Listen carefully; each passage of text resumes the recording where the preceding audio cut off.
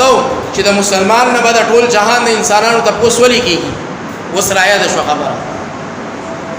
د مسلمان نه بعد د تمام جهان د کافرانو د انسانانو کاغه مسلمانان دي او هغه کافران دي که غیر دي نه دا وي ته پوس په ولې دی او مسلمان نه کیږي زکه به دي کیږي چې دا کافران چې بغیر د ایمان نه بغیر د اسلام نه بغیر د کلمې نه د دنیا نه رخصت شو دا به د الله په عدالت کې چې کوم دی بیا کیس دایره دا یاد وساتئ دا ډېرې جوړې خبرې دي یو کافر با الله ته ودرېږي یا الله ته ما جهنم ته ورغورځئ ته ما جهنم ته چې کوم دی جهنم مستحق دی جوړ کړم په ما باندې خپل عذابات لاګو کړئ نو ته خو د خپل مسلمان نه تپوس وکړه نن د احکم الحاکمین عدالت دی د رب العالمین عدالت دی انصاف والا عدالت دی اس قسم سے ظلم به پکې نه کیږي الله به د هر چا خبر اوري الله باغ کافر ته وای وای استا خبره صدا و یا الله تا په ما باندې جهنم ډیګری اور خېجوالا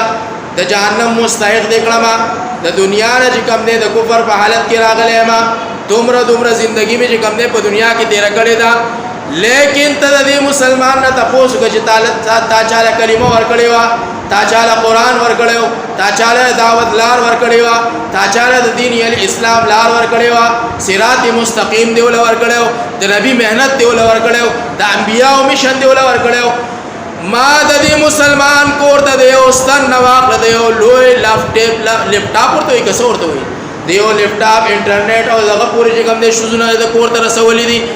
دا کلمه ما ته ولې نه در رسولې بیا به موږ څه وایو موږ باندې څه کوو بیا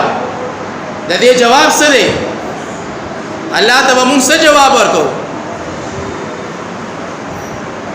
الله به تاسو کې چې وای مسلمانانه دې جواب در سره شته دی او کنه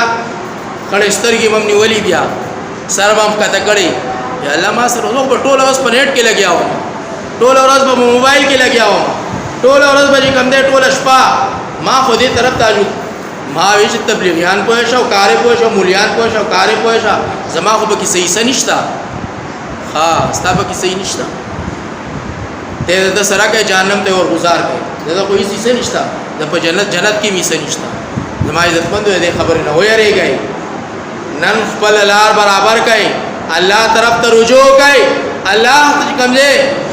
رجوع ال الله کوي ګناہوں د لار پرې دوای معصیت د لار پرې دوای د قهر د لار پرې دوای د عذاب د لار پرې دوای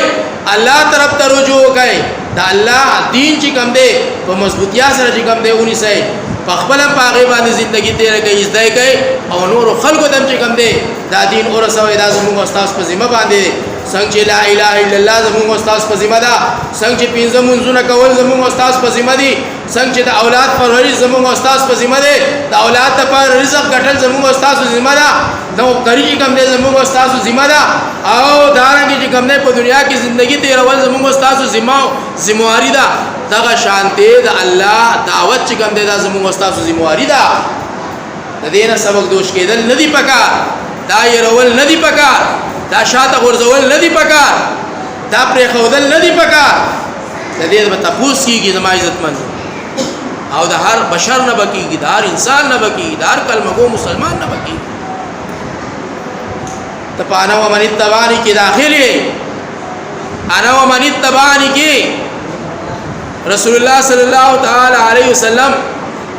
کافر ته ولې نسبت نه دی کړي ځکه هغه کلمه نه دی ویلي هغه زما ستاسو کلمې محتاج دی